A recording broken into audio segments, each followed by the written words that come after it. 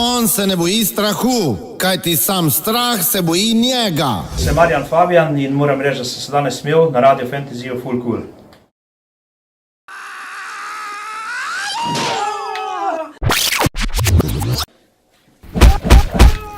Prebral sem enkrat, da ne maraš tistih večernih ponočnjakov, da si alergičen na nje. Obstaja ena zgodba o Adrianu in tako naprej, ampak to sprašujem zato, ker vem, da včasih v mladosti, greva zdaj nazaj, si pa bil vumbacač.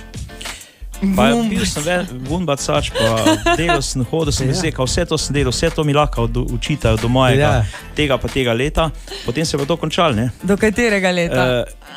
Zdaj bom pa rekel takole, to sem jaz delal zato, da to drugi ne bojo, da jaz druge podučujem, kje so slabe strani, pa kaj je dobro. In vem, in zato včasih mi ne morajo prodajati takšnih stvari. Ja, da. Se spomnil, da si bil včasih redar tudi, da si delal na vratih? Normalno, kar je bilo dosti zanimivih stvari. Daj drugič o tem. Radio Fantasy.